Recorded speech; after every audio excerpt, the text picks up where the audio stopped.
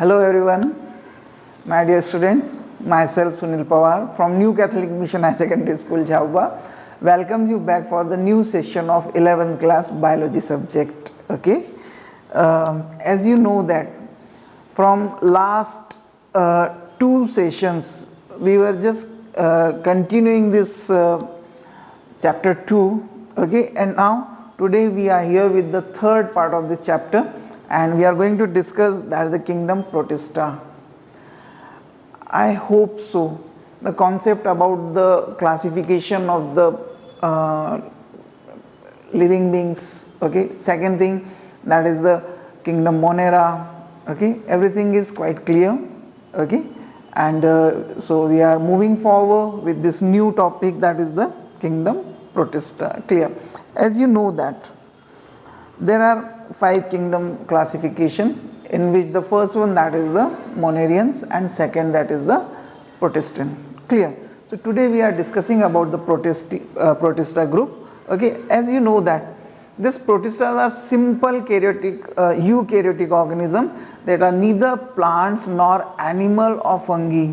Okay, and Protists are unicellular in nature, but can also be found as a colony of cells, and most protists live in the water, damp terrestrial environments, or even as parasites. Okay, so with the help of this first point we can conclude one fact, that Protista is not only a single group of organism, right? It may be plant, it may be animal, it may be fungi, okay. Basically the basic feature of the Protista is unicellular eukaryotic organism, okay. But sometime in this one we may find some algae like the kelp and this one thing, they are multicellular in nature, but they are in the simplest form, okay. So what is their habitat?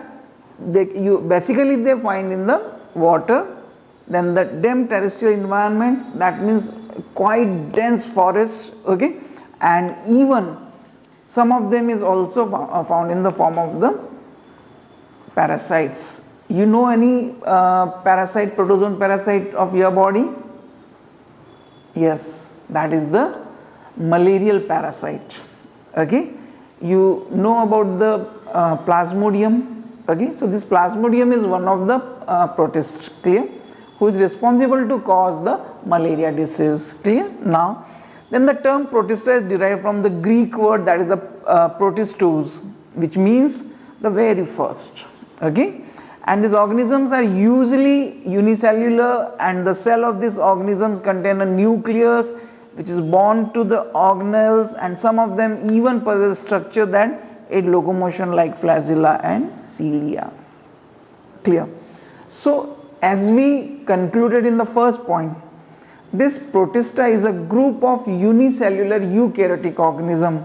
Then whatever the feature which present in the the eukaryotic cell, these all are the features of this Protista group. So a very well defined membrane bonded structure in the center is present, that is called as the nucleus, okay. So we called it eukaryotic in nature, and except than this one thing, the other membrane bonded structures are also present, likewise all the cell organelles, okay.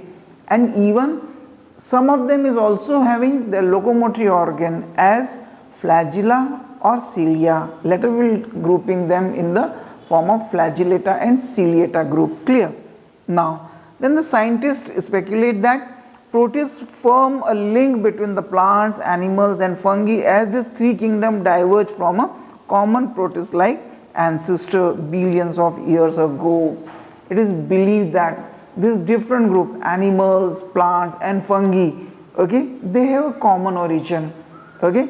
And what are their ancestors? Their ancestors are this protist, okay. Still we find some genes which is common in this different group is identical with the protist in nature, okay. So therefore these organisms are traditionally considered as the first eukaryotic form of life and a predecessor to plant, animals and fungi. So it is believed that, hypothetically, we believe that these are the ancestors of the modern era organism. Okay, that means whatever these three groups, plants, animals or fungi, they all derive from this Protista. Okay, now so first of all in detail we are going to discuss the characteristics of kingdom Protista. Okay, so the primary features of all Protista is that they are eukaryotic organism, and this means that they have a membrane enclosed nucleus and other characteristic features we are going to discuss here. Okay, so what is the first prominent feature of this Protista? Remember, eukaryotic unicellular. Remember this two words, eukaryotic unicellular. That means whatever the organism is there, okay, who is consisting single cell only, that means unicellular. And second thing, it has a well developed nucleus and the membrane bonded cell organelles. Then we can keep them directly where? In the Protista group. Okay, now so these are usually aquatic and present in the soil or in areas with moisture. Okay, so most of them are aquatic in nature, but if there is quite heavy moisture, okay, in the soil, then you may find there only, and some of them are also parasitic too. Okay, and the most Protist species are unicellular organism. However, there are a few multicellular protists such as kelp. Okay, and some species of kelp grow so large that they exceeds over 100 feet in height. That's called a giant kelp, and this is marine in nature. Okay, in the sea you can find them. Just like any other eukaryotes, the cells of this species have a nucleus and a membrane bonded organelles. Okay, and they may be autotrophic or heterotrophic in nature. Okay, that's why we call them. They are not only plant, they are also animals and saprophytic too. Okay, so and symbiosis is also observed in the members of this class, just like that. For instance, the kelp is a multicellular protist that provides other protection from predator emits its thick kelp, and in turn the others eat sea urchins that tend to feed on kelp. Okay, so this way we can find out that they have such a great importance too. Clear? Then the hypothetic floating protists are collectively called phytoplankton. Okay, so the photosynthetic floating protists. Why they are floating? Because to expose themselves with the sunlight. Okay, they are called as phytoplankton.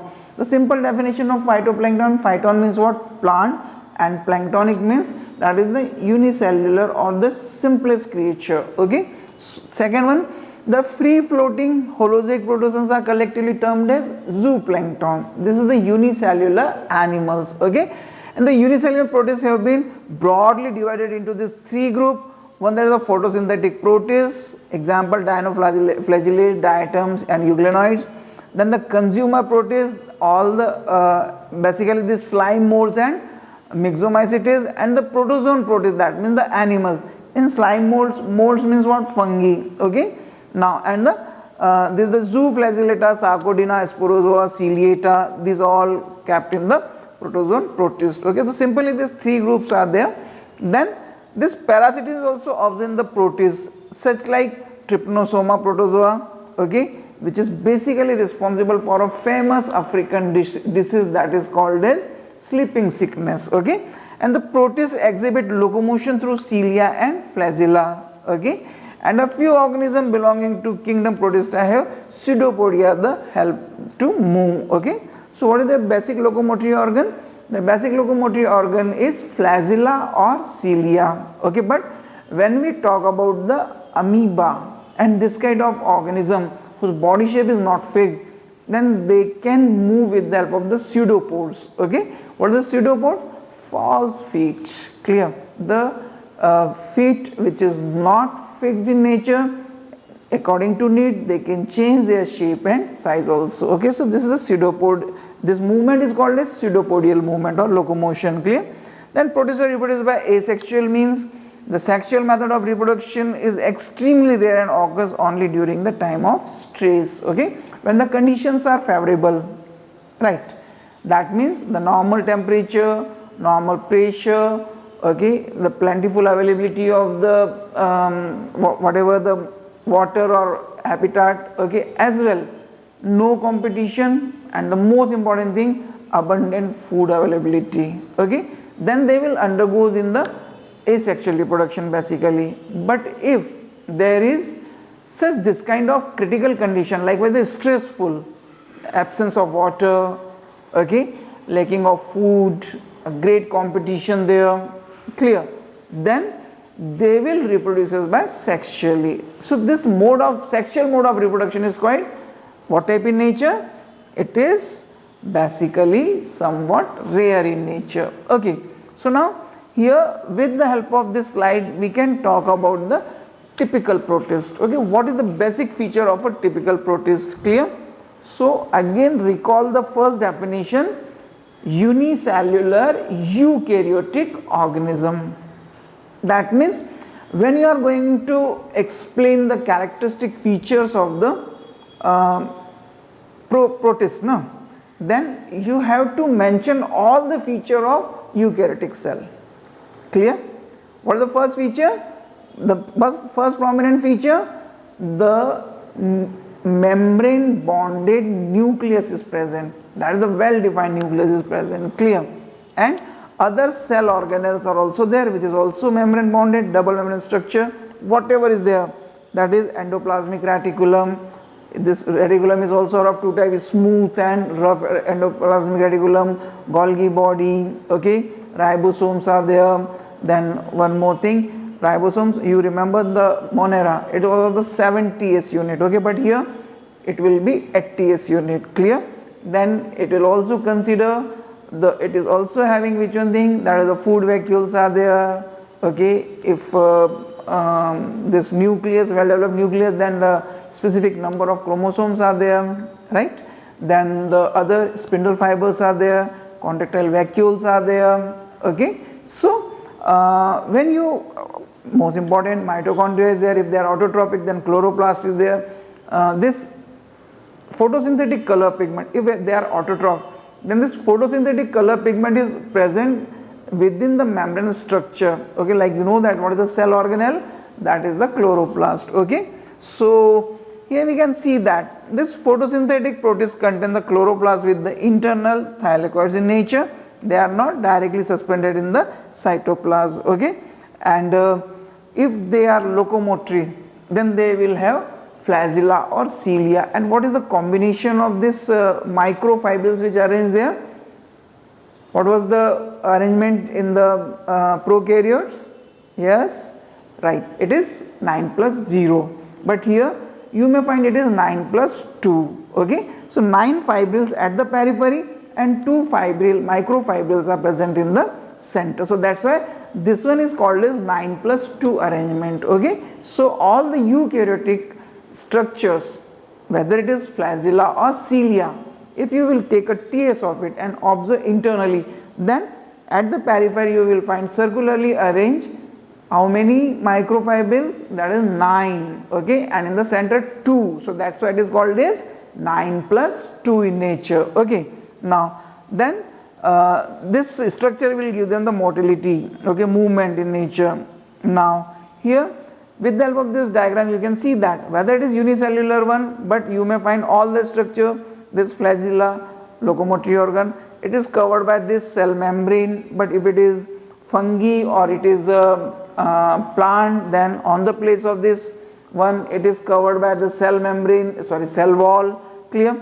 Inside it you may find out that very clearly managed this nucleus, Golgi body, okay, then endoplasmic reticulum, food vacuoles, okay, and also this thing, contractile vacuole is there, okay, this stigma and the eye spot is there, chloroplast is there, okay, and nucleus along with the nucleoli is there, okay. So this also the structure is actually telling about the eukaryotic cell. So this is a structure of typical protistic cell, clear?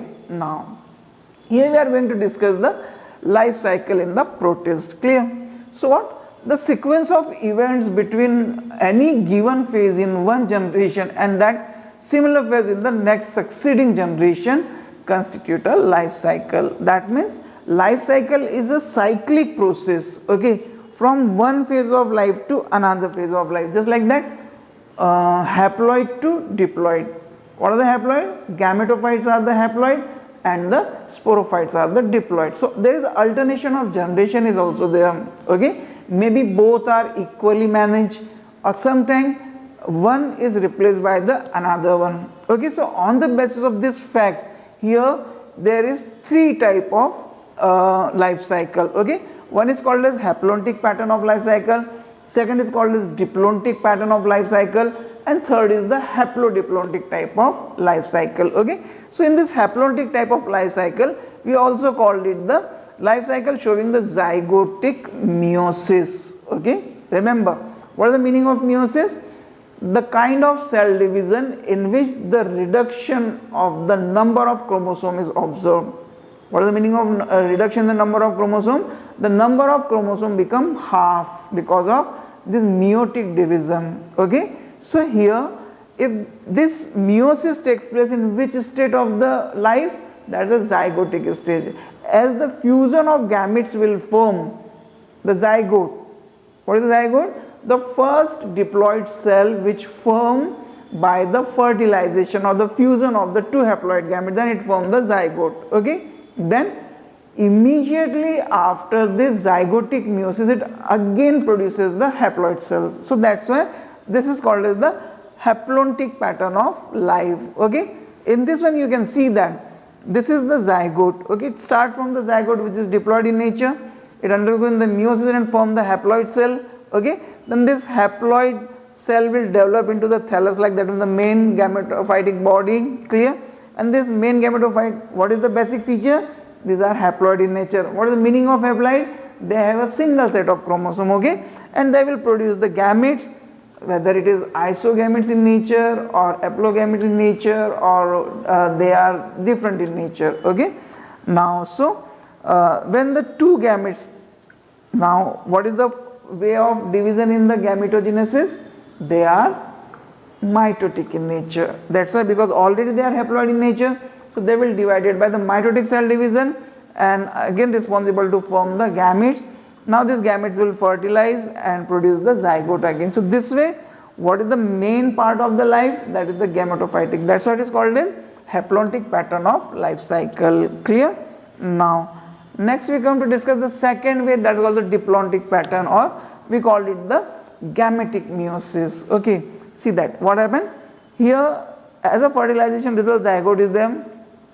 This zygote is not going in the meiotic cell division, okay.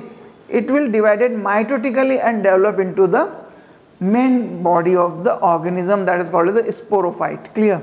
Then the sporophyte will develop that reproductive organ, that is the sporangia. This sporangia now undergoes in the process of meiosis, that is responsible to make the number of chromosome half from 2n to n, okay, from two set of chromosome to single set of chromosome, okay. And this spores will produces, and this haploid spores will responsible to produce the gametophytic body. This gametophytic body will responsible to form the gametangia, and this gametangia by dividing mitotically will responsible to form the gametes, and these gametes will again fuses to produce the zygote, okay. So here what you observe, what is the main body of the organism? That is diploid. So that's why this is called as the diplontic life cycle, and the meiosis takes place where?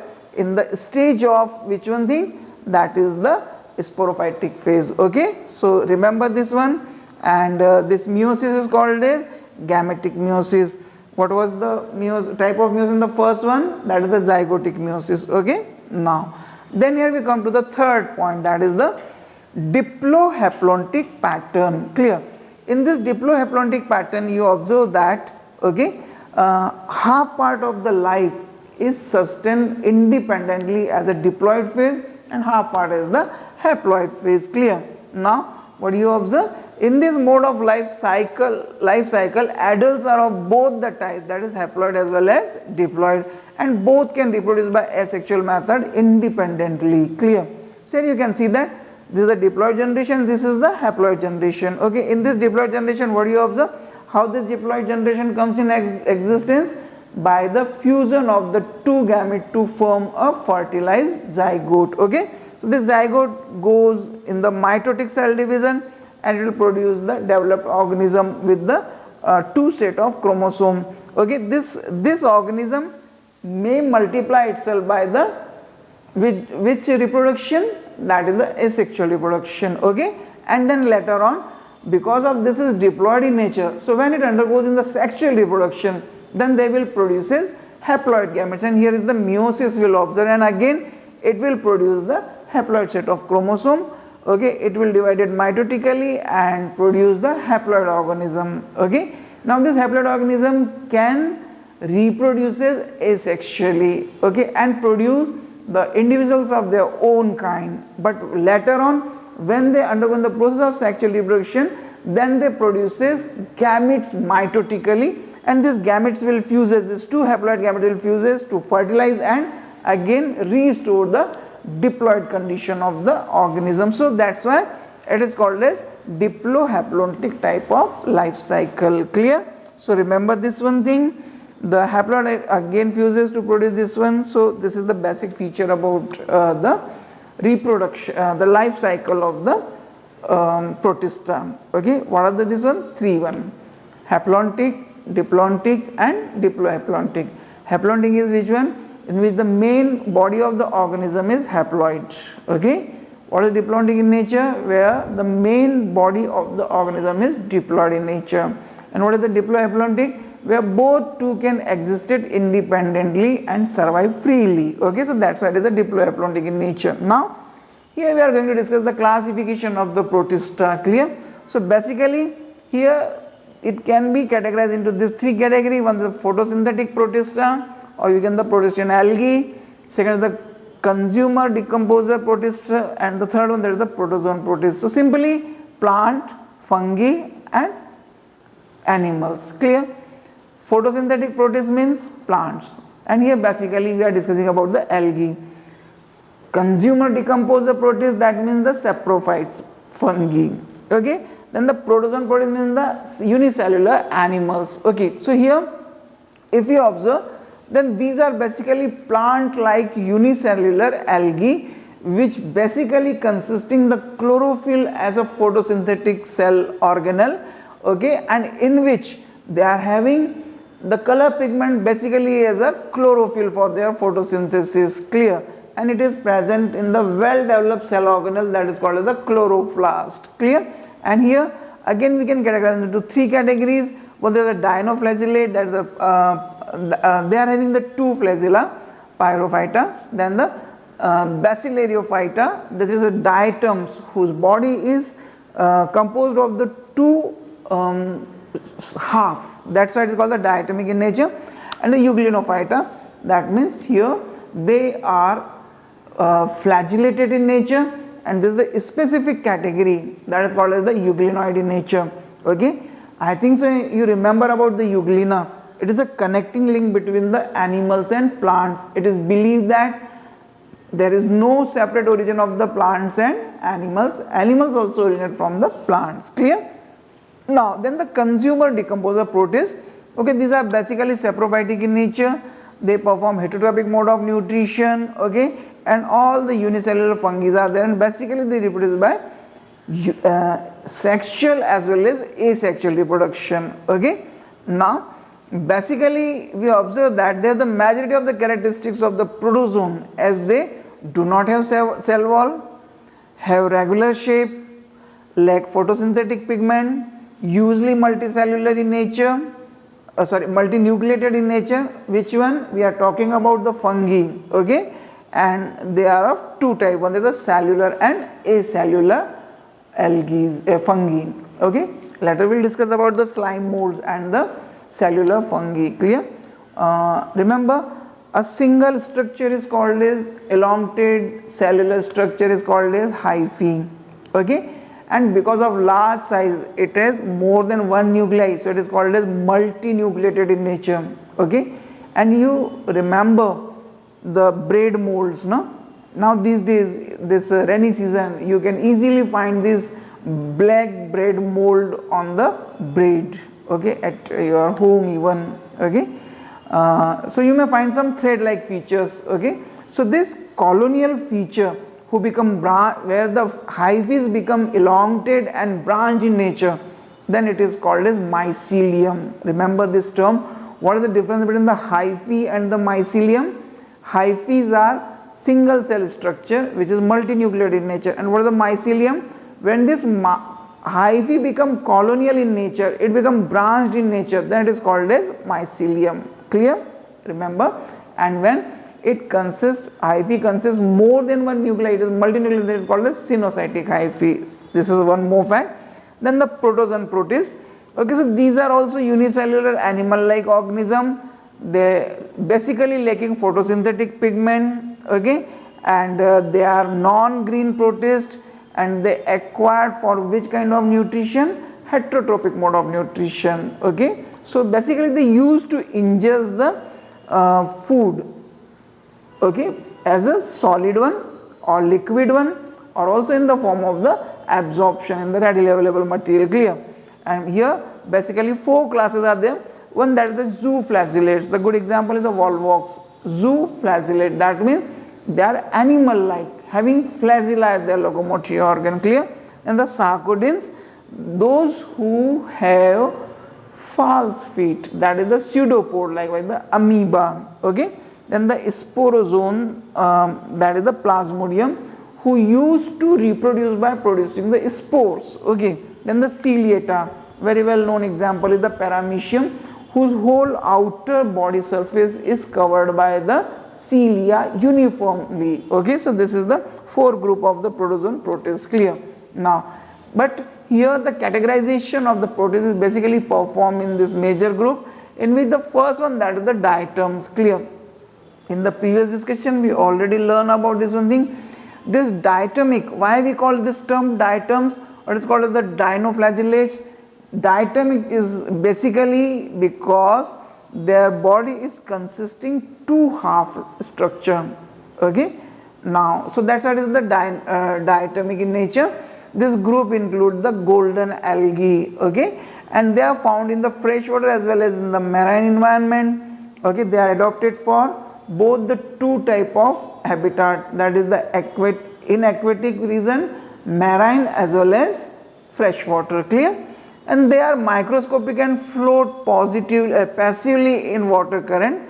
Okay, they don't have flagella, but along with the water waves they can move from one place to other one. Okay, in diatoms the cell wall form the 2 thin overlapping shells which fit together as the like a soap box. Okay, at your home you saw the soap box. It is the 2 one, the lower and the upper covering. Okay, so this upper lid-like structure and the lower storage structure. So this is a structure which is basically observed in the diatom structure. Okay, and now the wall are embedded with silica, and thus the walls are indestructible. That means even they will die, but their cell wall is not going to destroy. Okay, the diatoms have left behind the large amount of cell wall deposit in their habitat, and this accumulation over billions of years is referred to as diatomeous earth. Okay, the part of the earth which is basically composed of the cell wall of this diatom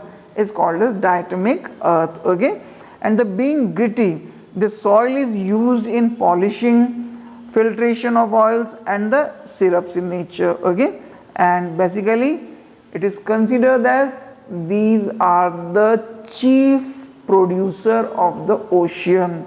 That means near about 30% of the total production of the food is produced by this diatoms. Okay, and here you can see this structure. Okay, where these 2 halves are there, you can clearly see in this feature is there who is showing you the 2 half, one and the other one. Clear?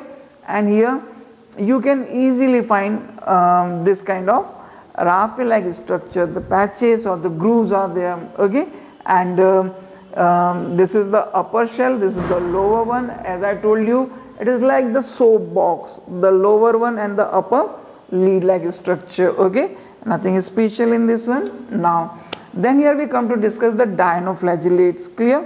The name itself giving you the clear meaning, flagellates in nature. That means they have flagella as their locomotory organ. And one more speciality, okay, you got it, two flagellar structure. What I told you, two flagellas are there, one at the vertical angle, vertically arranged, and second that is the transversely arranged. So that's why they are exactly at the 90 degree. Okay, so these organisms are mostly marine and photosynthetic in nature. Second, they appear yellow, green, brown, blue or red depending on the main pigment present in their cell. That means they are multicolored in nature. The cell wall has stiff cellulose plates on the outer surface. Okay, that means they are quite similar to the plants. Okay, and most of them have the two flagella as I told you on the two opposite side. Clear? And very often the red dinoflagellates, clear, who is responsible to multiply them very fast, very rapid multiplication is there, and they form such a large population. Clear? So even this water waves, it seems like a red tides. Okay, so the color of the ocean become red in nature. So the toxins released by this such large members have even kill other marine animals such as the fishes too. Okay, so they are responsible for the toxicity in the sea also. Clear? The dinoflagellates reproduce sexually through the cell division or by the formation of the zoospores and cysts. Okay, so this cyst formation is in the unfavorable conditions, and basically it is the mode of adaptation. And during mitosis, the chromosomes break up into the pairs of chromatids and the nuclear envelopes and the nucleolus pulses during the division. Okay, and if sexual reproduction is observed, then it may be either of the isogamous or anisogamous. Remember this two terms, isogamous, and second is anisogamous. Iso means same and gamous means marriage or togetherness. Clear? So now it is clear what is the meaning of iso and aniso. Iso means when both the two gametes are identical. Okay, and when they fuses, then this kind of fusion will consider as the isogamous. Okay, and when the two gametes are different in shape, size and genetic material, that is called as anisogamous in nature. Okay, remember this term. The two cells conjugated by a conjugation canal where the two amoeboid gametes fuses to form the diploid zygote. Okay, in the previous one we already talked about the conjugation mode of sexual reproduction, in which a conjugation tube actually form. Okay, then the life cycle involves the zygotic meiosis. That means immediately after the formation of zygote, they undergoes in the meiotic division. So that's why it will produces haploid structures. Okay, now then we come to the next group, that is the euglenoids. Okay, euglenoid, just recall the structure of the euglena. Okay, whatever the features of euglena, these all are the characteristic features of euglenoids. Okay, we already discussed earlier, but here you can see that this two flagellate structures is there. At the point of here you can find the eye site or the eye spot, and this two one is actually considered a photoreceptor. Okay, and these photoreceptors are responsible to identify the intensity of light and to bring them in the along with the exposure of the sunlight. Okay, it is covered by this cell membrane. It is also called as the plasma lemma. Clear? Inside you may find this very well developed nucleus which is covered by a nuclear membrane. Okay, but what is the specialty of this one thing? Here you may also find this chloroplast. Okay, and here the food is stored in the form of the starch as well as the glycogenous structure. Okay, here you may also find which one thing, this spindle fibers. Okay, so this spindle structure is responsible for contraction and expansion, so it is helpful for movement too. So this euglenoids is basically considered as the connecting link between the animals and plants. Okay, so remember this eye spot is there, flagella is there. Okay, and photosynthetic color pigment is there, and that's why they are basically responsible to perform the mode of, what is the mode of nutrition? Autotrophic mode of nutrition. But along with this one thing, they may also heterotrophic like too. Okay, and here they act like a predator. That means they used to catch the other small protozoans or the small unicellular structures and to eat them, clear? And they contain the rag pigment also, that is called as the taxanthin in nature. Okay, now, and as I told you, it is responsible to connect the two group of organism, plants and animal. That's why it is called as the connecting link, and it has such a great importance in the evolutionary point of view. Okay, now we are moving forward. The next group, that is the molds. Okay, in this molds we are having the slime molds, clear? Molds are basically the term used for the fungus, clear? But this fungus is of in the two form, one is a simple and complex one, clear? So here is the slime molds. Okay, so what is this? Slime molds are saprophytic protists. What are the saprophytes? Sapros means decaying, clear? So such plant like structure, they are not plant, remember, plant like structure because they remain fixed. Okay, so that's why we are keeping them in this category. Second thing, they have cell wall, but their cell wall is peptidoglycanic in nature. It is not made up of cellulose, clear? So the body move along the decaying twigs and leaves engulfing organic material. Okay, remember, this slime molds are not having a fixed shape and size of the body, so they move along with this one thing and they used to engulf the dead bodies of the organic material. And the under suitable conditions, they form an aggregation called the plasmodium, which may grow and spread over several feet. Okay, so the elongate form of this one thing, clear? And during the unfavorable condition, the plasmodium differentiated and form the fruiting bodies, okay, who bear the spores on their tips, and the spores possesses the true wall and the spores are dispersed by air currents. Okay, so in the unfavorable condition, this body, slime body will contracted and form nearly a solidified structure, who is responsible to form a sporangium like structure, who produces spores, and later on when they get bursted, then they will release out these spores, and along with the the air current, they will just pass away, and they are extremely resistant and survive for many years even under adverse condition too. Okay, then these slime molds are again are of two types, one that is the acellular and second is the cellular.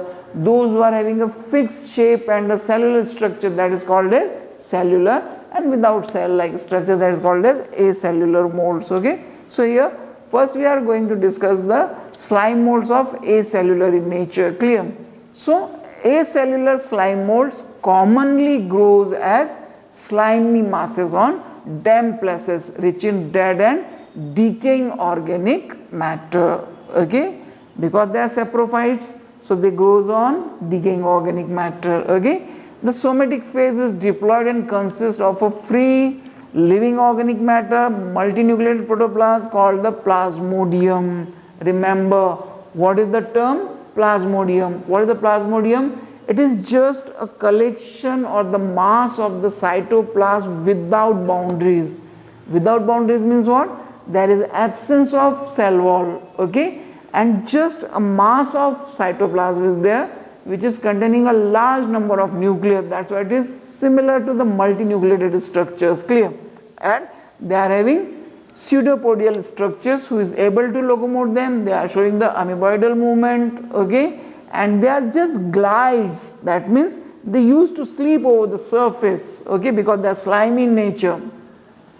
They also absorb dissolved organic matter from the substratum and showing the sporophytic nutrition or the saprophytic nutrition. Okay, and when the unfavorable conditions are there, then this plasmodium contracts and get surrounded by the thick horny wall, that is called as sclerotium. Okay, now here these plasmodiums are reproduced asexually and they form several small sessile stalked brightly colored sporangia, and the sporangia is basically responsible to produce the spores. Okay, and these spores are unicellular, spherical, protective body which is basically surrounded by the cyst like wall. Okay, so it is quite helpful for this purpose. Okay, with the help of this diagram you can learn it. Okay, you can see that this is the mass of the cytoplasm, in which you can see that there is the large number of nucleus is there,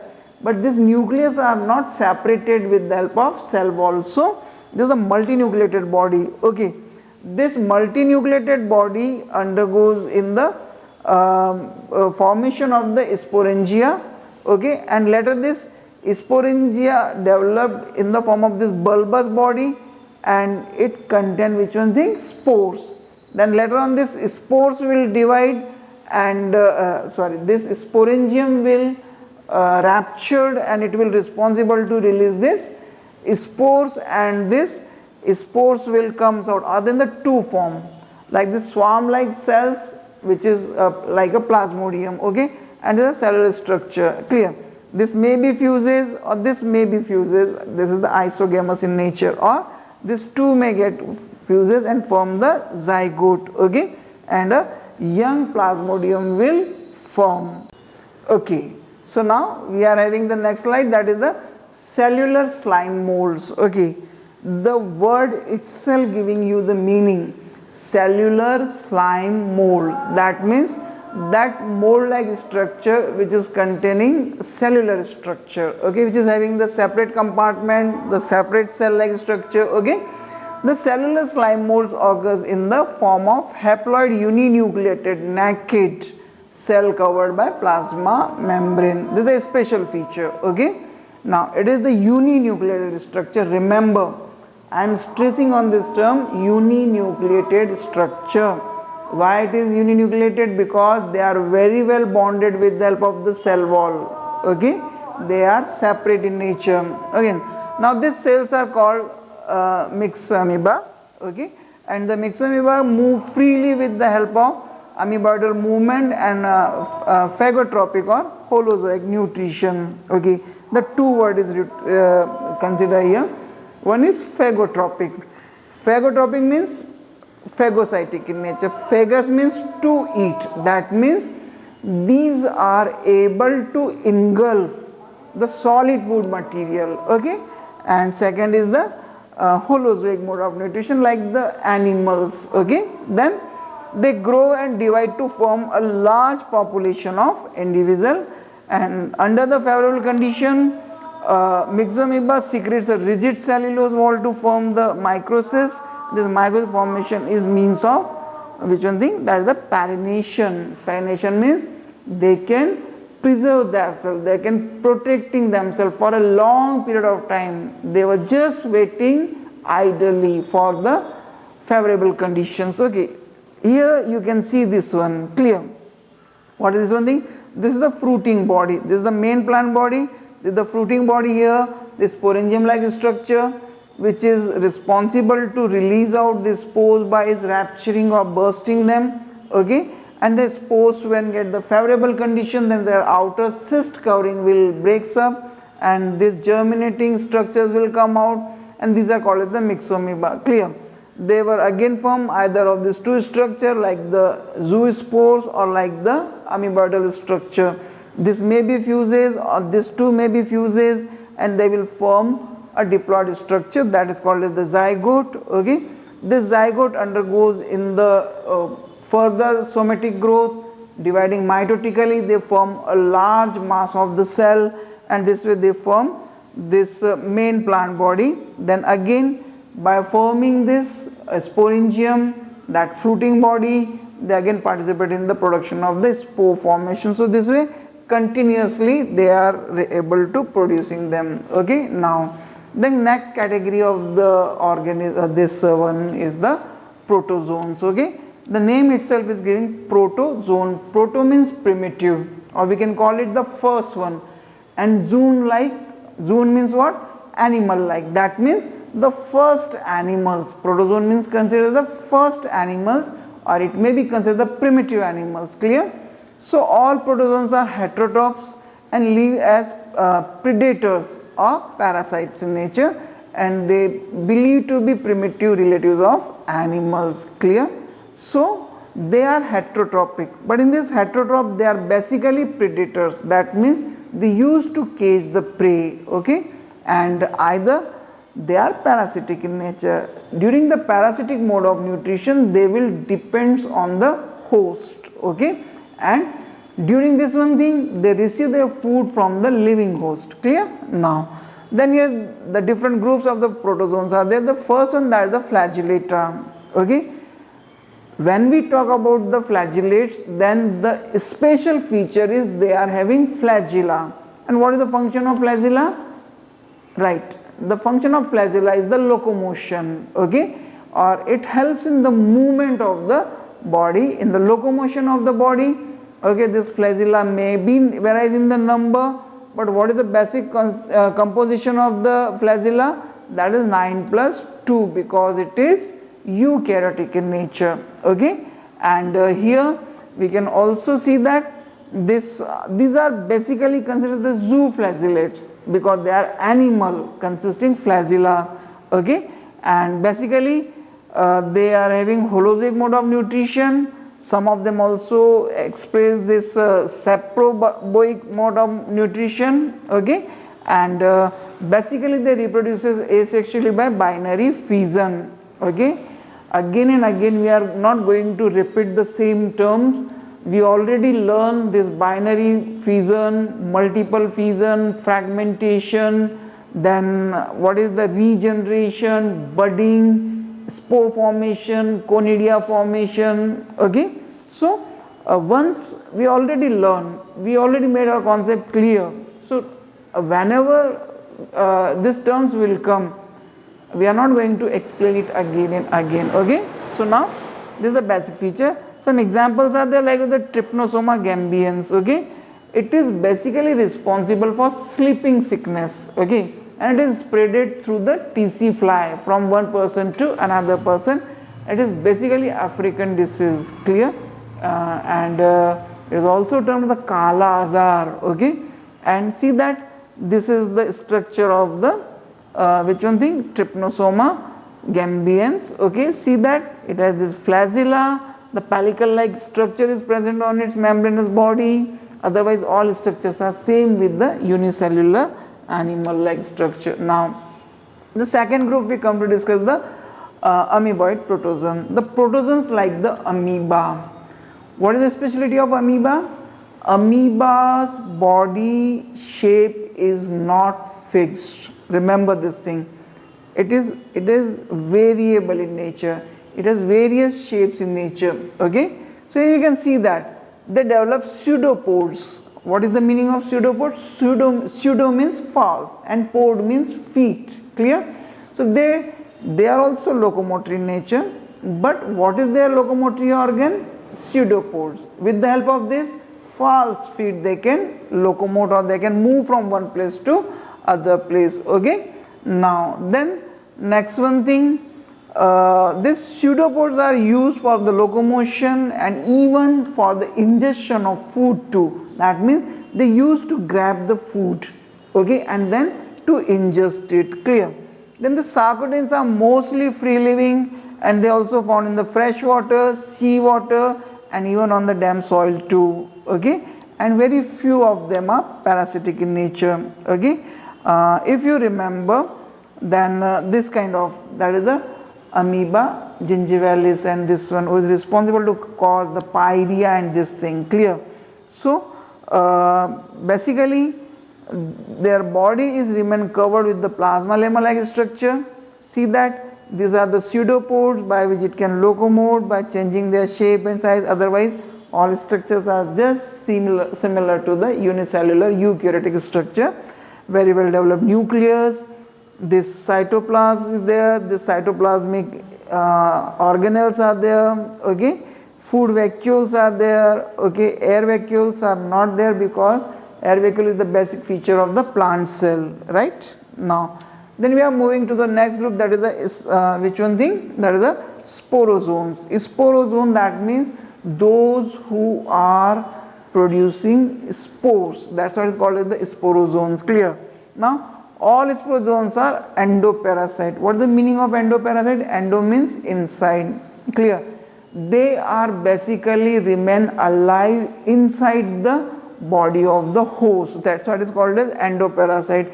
And some sporozoans like this Emeria and this called the disease like the coccidiosis in the bird. Okay, the locomotory organ is either cilia, flagella, pseudopores, or sometimes it is even absent.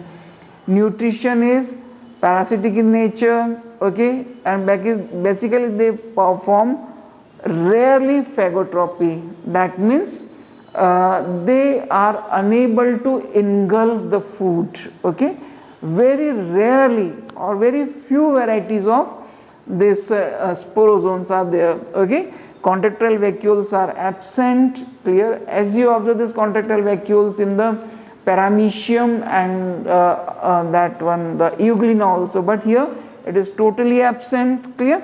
Life cycle is of the two distinct phases are there, asexual and the sexual mode of reproduction. Clear? And basically they are monogenetic in nature, and sometime monogenetic and this is digenetic means what? When they completed their life cycle in a single host, then it is called as monogenetic, and when they completed their life cycle in the two hosts, then it is called as digenetic. Clear? Likewise this Plasmodium, you are well aware of this one thing, it is considered the malarial parasite. Okay, it has two hosts, one is human being and second is the mosquito, female Anopheles. Okay, so it is digenetic in nature because it needed two hosts to complete its life cycle. Remember. Then here the next group, that is the ciliata or the ciliated protozoans. The word itself giving the meaning. Ciliated protozoan, that means their body is covered by the cilia. Okay, a good example is Paramecium. What you call that is the sleeper sole also. Clear?